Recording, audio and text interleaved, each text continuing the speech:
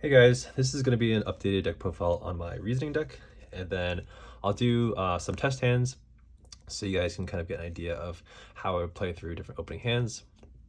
The deck list has changed a little bit since the one on my profile, so just wanted to go over the few changes that I made. So yeah, starting us off, we got 1 BLS, 3 Storks. I still think 3 is necessary for a number of reasons. It can be a little bit of a brick early on if you open it, but the thing is, this card really facilitates the whole combo of the deck, right? Like you need a Chaos Monster to do the bread and butter combo of this deck, and a lot of times you're going to be milling these off of Reasoning or Monster Gate, so you're kind of forced to hard draw one of these Chaos Monsters if you're not running Reincarnation. If you are running Reincarnation, then great, you can get one back from the grave, but you know, you really want to see one of these like by at least mid-game. So I think 3 is still pretty necessary, despite the fact that opening one in your hand can be dead in some situations. But I think overall it's better than it is not. So 3 Chaos Orc, Demok, Fusilier, Jinzo, Air Knight, 2 Cranes. I don't like 3. It basically guarantees that your opponent guesses correctly off Reasoning if you're running 3.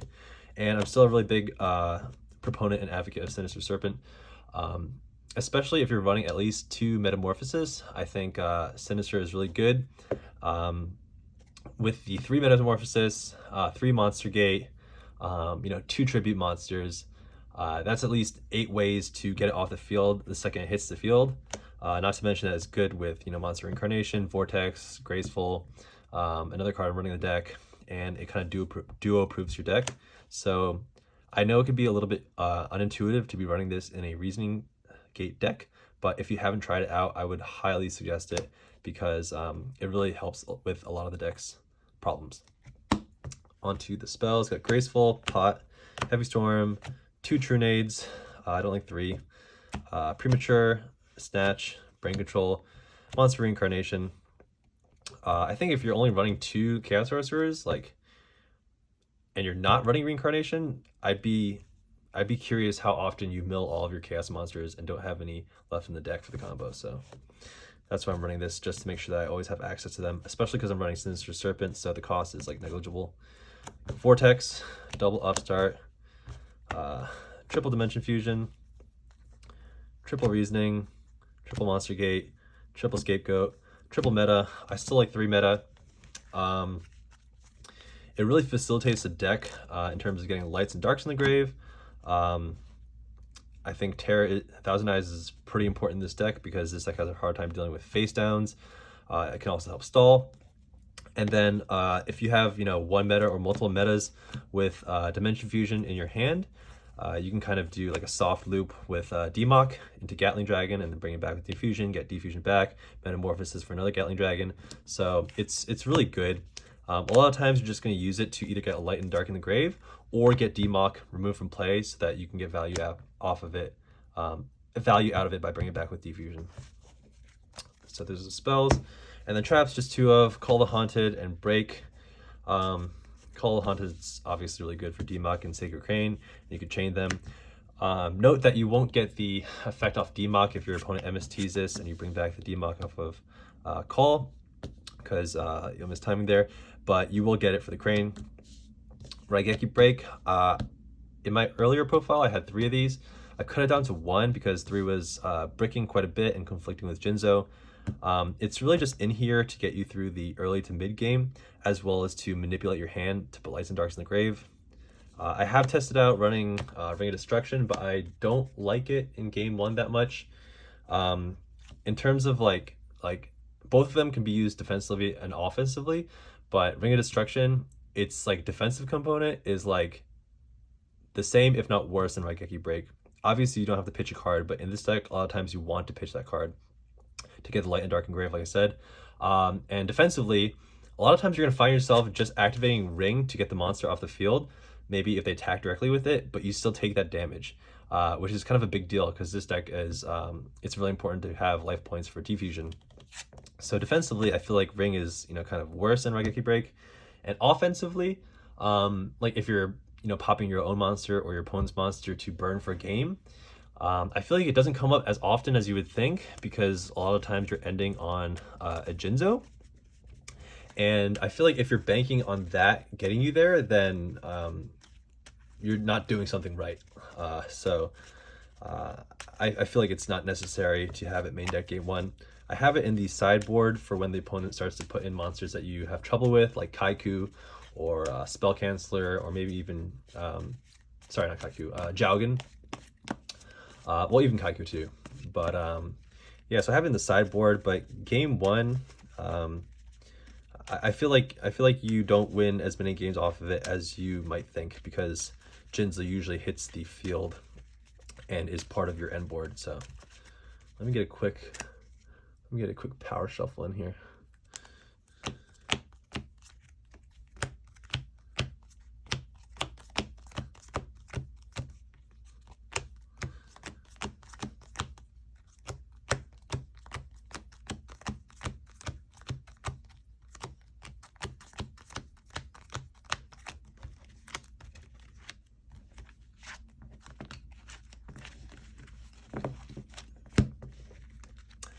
But yeah, I'll do like maybe 5 to 10 test hands, give you guys you know, a big enough sample to understand what you're likely to see going first with the deck.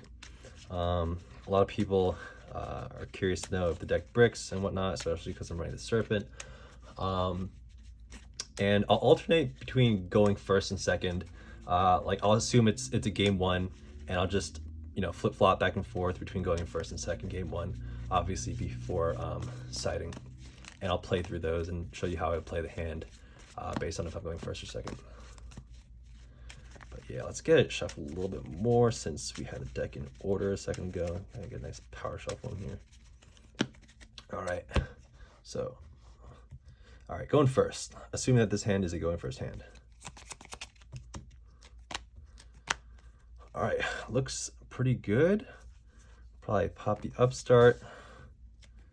Ooh, love to see Jinzo and Crane when you have Graceful in your hand, but looking pretty good. Graceful for 3. All right, so what do we got here?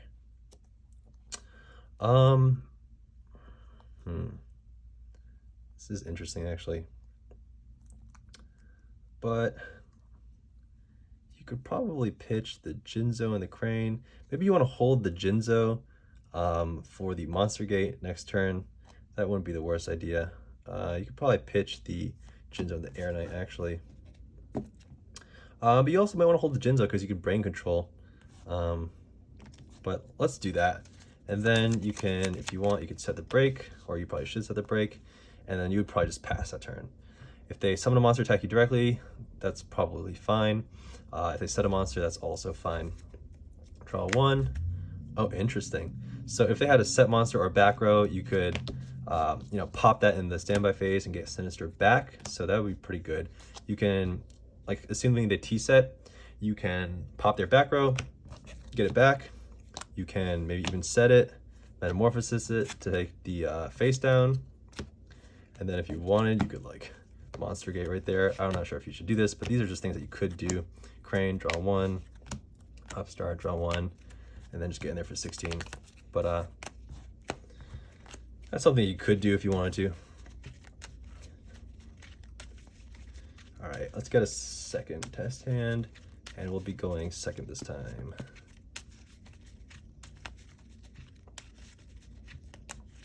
But you can see like that was that was turn 2, and I already had the Serpent coming back. So the next Metamorphosis in my hand was live. Those 2 metas would have been dead without the Sinister. And then if I top any more Monster Gates or any other cards that need to discard, then the Sinister would help with that. All right, game 2, going second. Sinister, love to see it again. So we have the Graceful, draw 3, and we're going second, so that's interesting. Probably pitch the Sinister. Damn, this is a pretty good hand. This is actually kind of tricky. Don't really want to pitch anything, to be honest. It's either Scapegoat or Reasoning, right? But It's tempting to just set the scapegoat. And then that makes the monster gate and the meta live. Dimension Fusion, it's dead for the foreseeable future, so actually I'd probably pitch this. And then I would try to Reasoning, because you can bring it back with pre-mat, whatever it is. They should probably call 4 at this point without seeing any other monsters but Sinister, so assume they called 4. Okay, Demock. See, the thing is, if they called 8 and they got Demock right, then I still have the pre-mat anyway, so. But here we pretend they call 4. Get the Dimension Fusion back. It's probably the right play, because and now you can either Monster Gate or you can meta, depending on what you want to do. Let's just have fun and pretend to Monster Gate. Hit Air Knight. That's cool. All right, you can, if you want to get really cheeky. So this is just like what you could do, right? You don't have to do all this stuff really, but I don't know, if you want to be safe, you probably just True Nade, and then I mean, you could meta this if you wanted to, or you could do it the other way around. You could meta this, hold the True Nade, try to get really greedy, bring this back like that, and then True Nade back to get the pre-mat back if you wanted to, or you could just I don't know, you could do a lot of things here. But you could probably True Nade to be safe. If they have multiple back row, then you could Dimension Fusion, get this back. You could, you know, if you wanted, you grab the Graceful, or you don't even grab the Graceful, sorry. You grab the Dimension Fusion back, because you can meta for Gatling, and then you can bring it back again. So just you have Gatling in the field, bring it back again, then you can grab Graceful. You get Graceful right here, 1, 2, 3. Pitch the Scapegoats, I guess. Scapegoat and 1 Reasoning. You could Reasoning. What's left in the deck? 4s and 6s. It doesn't really matter what they call. Let's just say they call 4, since there's a higher probability of that. Okay, they call 4, then you can pre-mat it back, draw 1, and just go from there. If they have face downs, you can pop it for Gatling. That should be enough for game. If they have it face up, you can Snatch Steal it. All right, that was game 2. That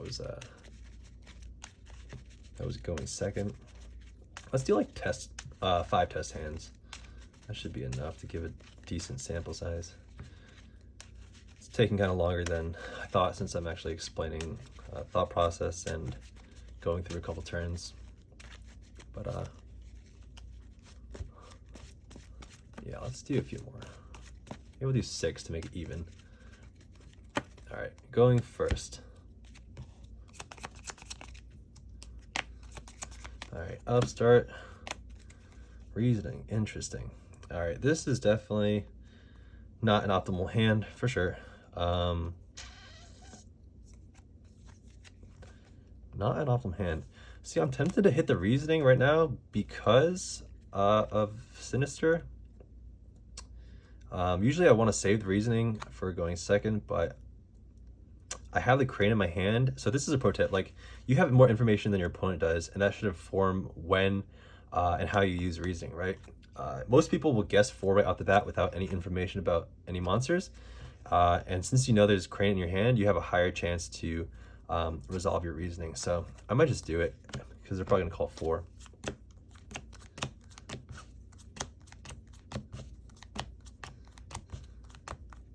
Okay, Air Knight, not the best. Definitely not the best. Don't really want to leave this on the field. Don't really want to leave that on the field because your opponent can Snatch Steal it. But we got the Raigeki Break follow-up play. So you could just do that and pass. If they Snatch Steal it, then you're probably going to want to pop the Snatch Steal. And then you'll get this back. And then let's see. Turn 2. Jinzo, interesting. Yeah, I don't know. You could probably... depends how you want to play it. You can try to Snatch Steal and then Monster Gate, or you can tribute this for Jinzo and try to Snatch Steal Monster Gate. Maybe you could do that. Let's just do that for fun. Snatch Steal Monster Gate their card. Sorry about that.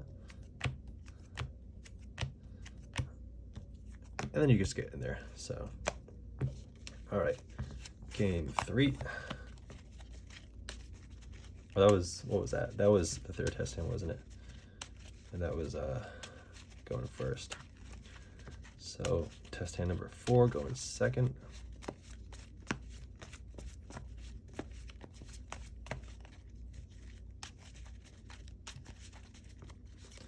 Interesting thing about this deck, like there's no way to search any cards in this deck, so effectively there's no way to shuffle the deck. So whatever order your deck is in after you're done shuffling is the order it's in for the rest of the game. And for a deck like Reasoning Gate, you know, the order that the cards are in the deck is really important. So just an interesting bit about the deck. Unless you're playing like Thunder Dragons, I guess. But all right, game 4, going second. Not the best, not the worst. Let's see what we'll get. Upstart. Ooh, that's why you play Upstart. This is why you play it, for this exact reason. Greed into 2. Reasoning.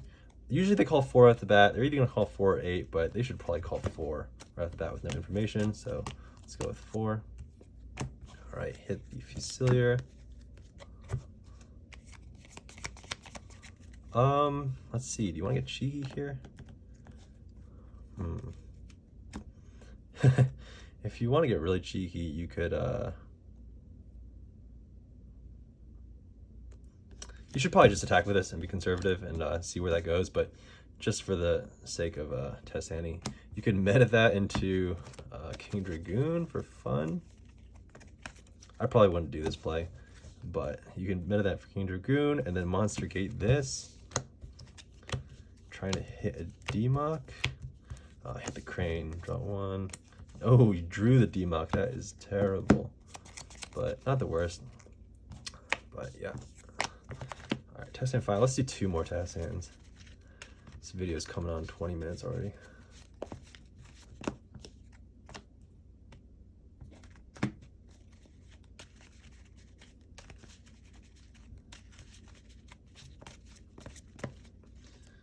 Plus, I think my phone is dying here, so.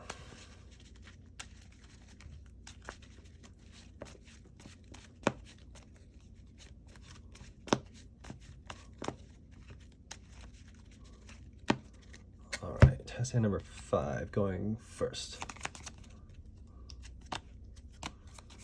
All right, pretty solid. Greed for 2. All right, this is an ideal starting hand. You just set 1, scapegoat, pass. If you need a block and attack, you can, but otherwise you'll probably just do it in the end phase. Let's assume that they T-set or set a monster and pass. So the end phase, Graceful. That's pretty nice. All right, Graceful for 3, 2, 3. Probably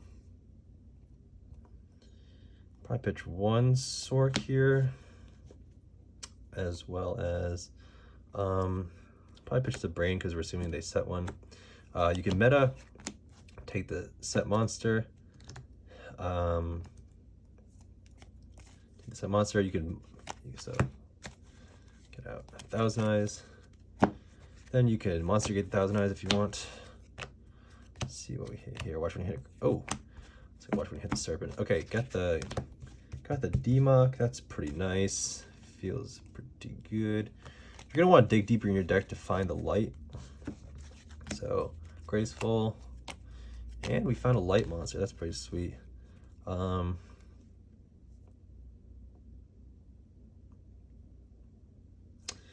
Yeah, so we're going to banish that. We're going to...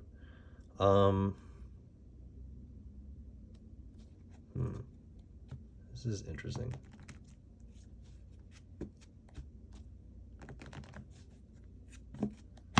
Yeah, we're going to banish that, and maybe, depends if you're trying to go for game this turn or next turn, but let's just see how nice of a board we can come up with. We're assuming they set a card, so you can pitch the Snatch Deal. You can Heavy Storm right here, if they have any back row. You can either meta or Monster Gate right here. It's probably safer to meta since you still have the Serpent in the deck. You can meta this away, or Gatling. Then you can banish for that. And then, let's see. You can try to pop their face down if you want, but then you might pop your own monster. but you can also Dimension Fusion back the Demock. You get Dimension Fusion back. You hit Monster Gate again. Let's see what we get. Oh, there's the Serpent. Okay, and you can Dimension Fusion back again if you wanted to. Right there, get the Monster Gate back. Monster Gate the Serpent. Get a Crane. Draw one. And then you can try to either pop the card or you can just attack over if you want and then set the break pass. You should probably have game after that. All right, let's do one more test hand. That was test hand number 5, I believe. Oh, there's a 1,000 eyes in here.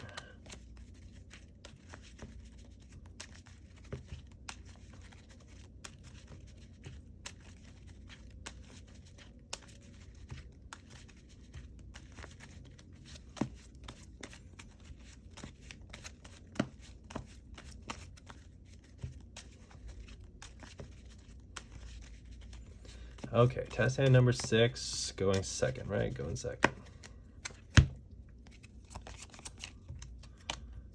All right, going second. So, meta's live. If they have a set that you want to get rid of, might not be a bad idea. I think it'd probably be safer to go with reasonings first, just to see what you get, and then have the meta as a follow-up play. So, reasoning. Assuming they're guessing 4. Ooh, nice. Demock. Ooh, and you got the Graceful for sure. Yeah, let's go for another reasoning and see what we get. Assume that they're going to call 4 or 6. I mean, if they want, they can call 4. Since they don't know I have a Crane in the hand, they might call 6 if they have a lot of back row. I'll say they call 4 since that's a more likely bet. Oh, now the Dimension Fusions pop out. Huh. All right, Fusiliers, that doesn't matter if they called 4 or 6. And then you have a Graceful, draw 3. You got the Dimension Fusion just like you wanted. And you can pitch the Serpent and the Sacred Crane. Yeah, this is pretty good. You could tribute this off for Jinzo if you wanted to. You could then, let's see what we got here. Yeah, you could tribute that off for Jinzo. Assuming they had a T set, you could, I don't know, Dimension Fusion it back. Get your Demock. What do you want back? You probably get Diffusion again because you can meta for Gatling, and then you could Diffusion again. And then you could probably just grab, I don't know, Graceful maybe. And you could save that. You could hold that for next turn if you wanted to. Or you can, if you're trying to go for a game right now, which you probably are. Yeah, let's try to go for a game. You can just get pre-mat back. Get Crane, draw 1. Ooh, that's nasty. You can Trunade, get pre-mat back again, and then try to go for a game like that.